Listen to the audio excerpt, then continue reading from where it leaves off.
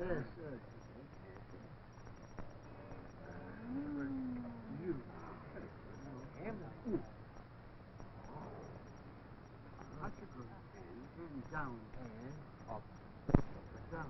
Down. Tony, what are you doing? What are you doing? That's my son. I got him my boy here. Going to put him. Your son, Tony, you spell it with an O. Huh? S-O-N. Oh, Tony. That's right. That's all right. That's right. That's right.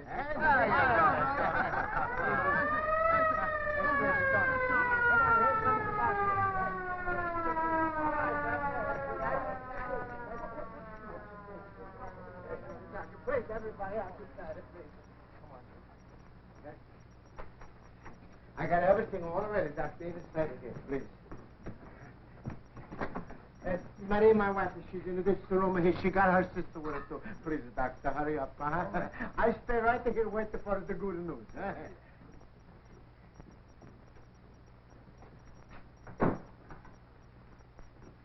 What's the matter? Business ought to finish, please. Outside. Tomorrow, everybody come and drink the free wine and for my new bambino. Buonasera. Buonasera. Good night. Thank you, everybody. Good night.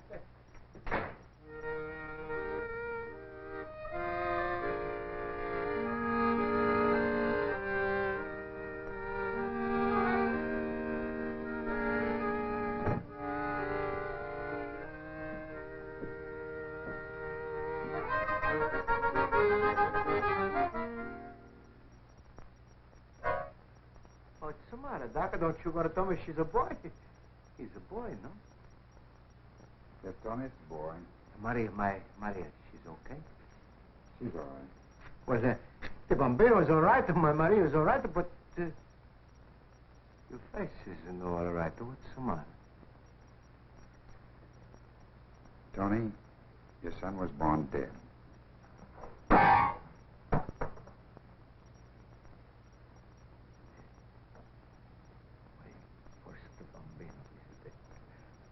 What's that? Well, I've got a pretty good idea, Tony, but I'll have to ask you a few questions first. Questions? What questions? Well, not now, Tony. I better wait till your wife gets No, please, now you've got me crazy. What's happening? All right. Did anyone ever tell you, Tony, that you've got syphilis? Syphilis? What are you talking about? No, I never got it. It's Tony, just stuff. Take it easy. Think. I want you to think back carefully. Do you remember ever having a sore that didn't heal very fast? No, I never. Well, yes, about 2 years ago. That's before I was married. I got a little sore, but I buy her some salve. I put him on, and she gets all cured. That might make the sore go away, but no medicine you could buy ever cured syphilis. I got syphilis. I'm almost sure syphilis killed your baby, Tony. You see, a syphilitic sore will go away without any treatment in time, but the germs stay in your body. You mean Yes, Tony. I'm afraid that you gave Maria syphilis, and she gave it to the baby.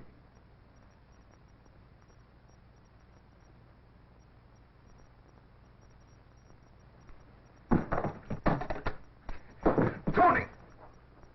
I killed my bambino. I break my Maria's house. I don't want to live no more. Tony, you've got to get hold of yourself. What's the good we no more can have a bambino? You're wrong, Tony.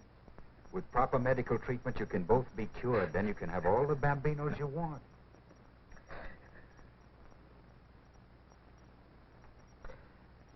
You mean if me and my Maria we go to the hospital, we can have another bambino? Is he going to live? Sure you can.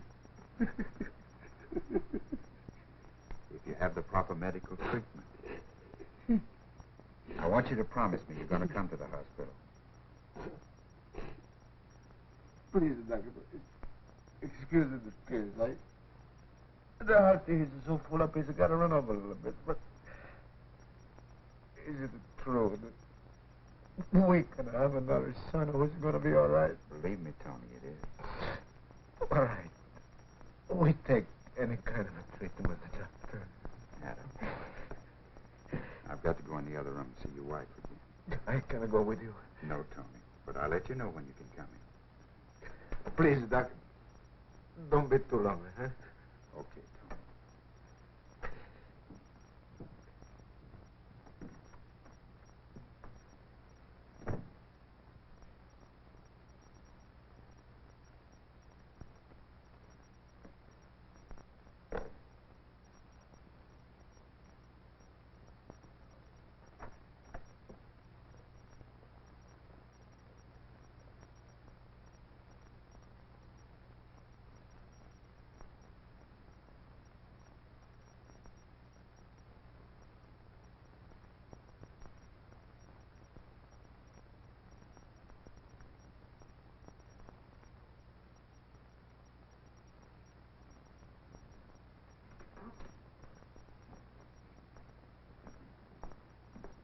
Well, goodbye, Tony.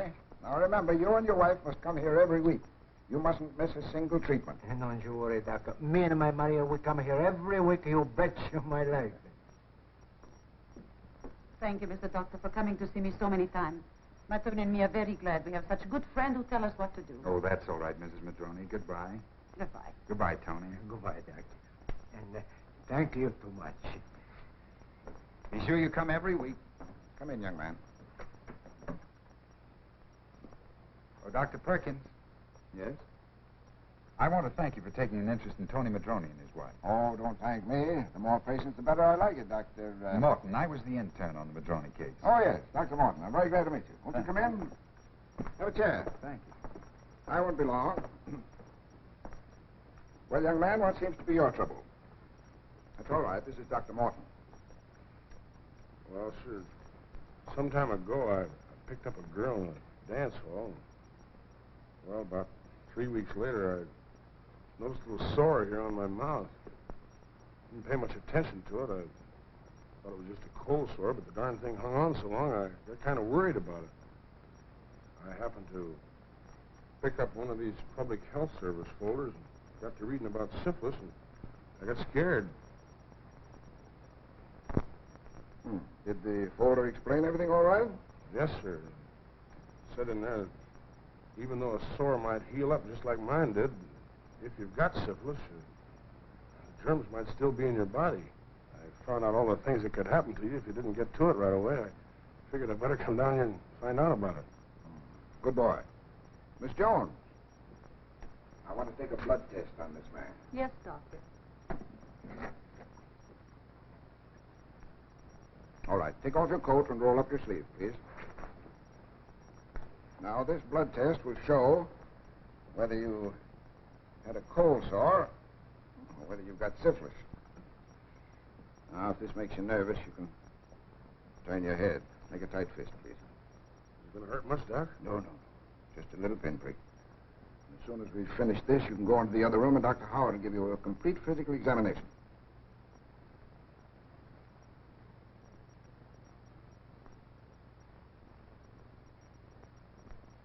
He's pretty lucky to have picked up this folder. Sit down. Make yourself comfortable. Thank you. Yes, he was lucky to have picked up that folder. But there are hundreds of thousands of men and women in this country suffering from syphilis who won't pick up a folder. It's a pretty sad state of affairs when we have to depend on luck to whip this syphilis problem.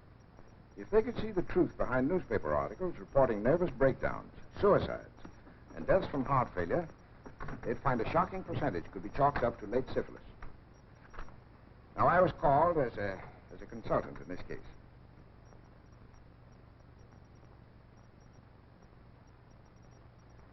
Stanton didn't have a nervous breakdown. He had paresis. Probably contracted syphilis 15 or 20 years ago. The outward symptoms disappeared, and he thought he was cured. And syphilis began to soften his brain. His business judgment went bad, but by the time he went to pieces, it was too late to save either the public's money or Stanton. And yet he could have been cured if he'd received medical care in time. Surely. If Stanton had had a blood test and proper treatment years ago, we could have prevented that tragedy. Now, here's another problem we run into. Here's a man who began his treatments 10 years ago and took them for a few weeks until the sore cleared up, and he thought he was cured. We couldn't get him back again for the rest of the treatments. It took syphilis 10 years to get him. But 2 months ago, he had a heart attack while he was driving his car. He crashed into a schoolyard and killed 3 children. Syphilis killed them all. Yes, but those men didn't know as much about syphilis as young fellows do today. Well, Morton, I'd like to agree with you, but I can't. Now, here's a typical case. Jerry Anderson. Jerry Anderson, college athlete, good student, intelligent, son of respectable family. Jerry's story began the afternoon of the last football game of the season. He and his teammates had won the game and decided to go out for a little celebration that evening. Remember me? Sure do, buddy. There's 6 of us. More the merrier. Ladies in the parlor. Come on in, fellas. Good evening. Good evening, sir. Good evening. Hurry up, White. Good evening. Miss Peggy's waiting for you. Thanks. So, Jerry had his celebration. And only 3 weeks later, he was sitting just where you are. What's your name? Jerry Anderson. Jerry Anderson. How did you happen to come into the clinic? I couldn't afford to go to a private doctor. I didn't know what to do. Called the county health department to see if they couldn't do something for me. Was told to come and see you. What's your trouble, Jerry? Well, I've got a pretty bad sore down here. Just stretch out on the table over there. We'll have a look at you. Come over here. I want you to see this little corkscrew devil that's causing all your trouble. Look.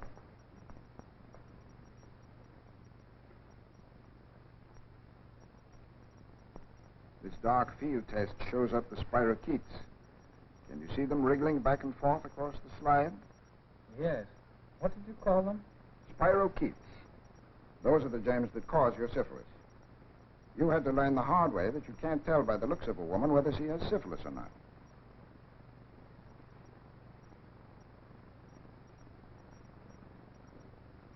I guess that finishes me. I'll have to leave home, quit school, and go someplace where people don't know who I am. Now, Jerry, you know you can't meet any problem by running away from it. You may not realize it, but you're a very lucky young man because we're catching this in time to cure you. Miss Jones, prepare a 4/10 Neo injection, please. Yes, but, Doctor, I can't take a chance on the folks or the kids at school finding out I've got syphilis. Now, don't worry about having syphilis. Luckily, after the first few injections, the sore will disappear and you won't be able to infect anybody.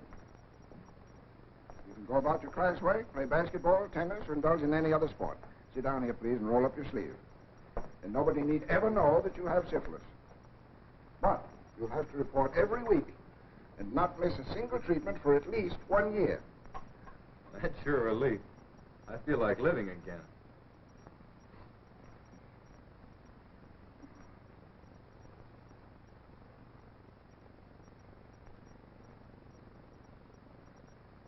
Gee, Doctor, that didn't hurt a bit. I'd always heard that shots for syphilis were painful. Not if you go to a doctor who knows his business. I don't know how to thank you, Doctor. Just come into my office and give me the name of the girl who infected you. That's all the thanks I wanted. Come on. Gee, Doctor, I kind of hate to do that. I'm no stool pigeon. Sit down here, please. Now, Jerry, a lot of men have a false sense of chivalry about giving the name of the woman who infected them. We're not going to do anything harmful to the girl, and your name won't be brought into it. We only want to bring her in for examination and treatment. If we can treat and cure you and the woman responsible for your infection, we're breaking another link in the evil chain of syphilis that stretches every case of the disease. Now, look here. We've found that 1 case of syphilis usually results in 3 more. Each of the 3 results in another 3. So you can see, Jerry, that every time we treat and cure this disease, we're preventing the spread of syphilis to many hundreds of people. So you're doing your job by coming to me for treatment, and I'll do mine by curing you. I'm beginning to see what we're up against. The same old mistakes over and over again. What are we going to do to put young men wise? I can show you one of the answers to that question if you have a little time to spare. I'm right with you, Doctor. Oh, the courthouse. What are we doing here? Well, the county health officers sometimes hold their meetings here. Other times in schoolhouses, large buildings. or wherever we can find the space and get an audience. Today they're running a new film for a group of young men to show them how to protect themselves from contracting venereal diseases. Those are the facts about syphilis and its dangers. But why let syphilis get started? You can't have syphilis or gonorrhea unless you expose yourself to the germ. If you're smart, you'll keep away from prostitutes and pickups. Most of them have syphilis or gonorrhea. They're not safe, and they can't be made safe. As you leave the room, there will be someone waiting at the door to pass out folders containing further information about venereal diseases. They will answer almost any question that comes to your mind about syphilis or gonorrhea. You'll find that those folders give simple, straightforward facts with no punches pulled. What do they mean by sucker? Anybody that believes a druggist or a quack doctor ever cured a case of syphilis. And there are hundreds of thousands of them in this country. Why, disreputable druggists and quack doctors rob the poor devils of millions every year. Just the other day, I heard of a tragic case.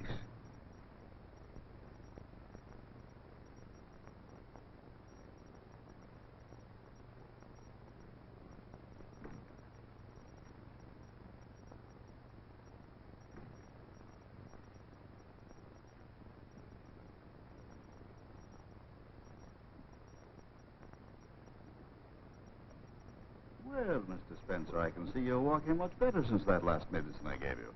Sit down. Sit right down. No, Doctor. Not much better. My legs seem to be getting worse every day. But yours is a very stubborn case, Mr. Spencer. Very stubborn indeed. But you must remember that every rocky road in life has a turning. I have just perfected a new remedy for locomotor ataxia. It's taken me years of research. But, Doctor, you've been prescribing new medicines for me for a long time. I've paid you over $2,000. Mr. Spencer, I'd sooner cut off my right arm up to there than take another dollar from you if you've lost faith in my ability or my integrity. I'm sorry, Doctor. I didn't mean to hurt your feelings. I don't mind putting out the money if I could only get better. But losing faith in me isn't going to make you feel any better, is it now? Well, maybe since you put so much time on the new medicine, I ought to give it a fair trial. Are you really sure it will help me? Why, of course I'm sure. This medicine I absolutely guarantee. Paxton's Panacea. 3 bottles of this scientific discovery of mine, at $5 a bottle, will eliminate every last evil germ of syphilis from your body. Now just follow the directions. Each bottle will last you 3 days. And on the 9th day, all your pains will have vanished and all of your troubles will be over.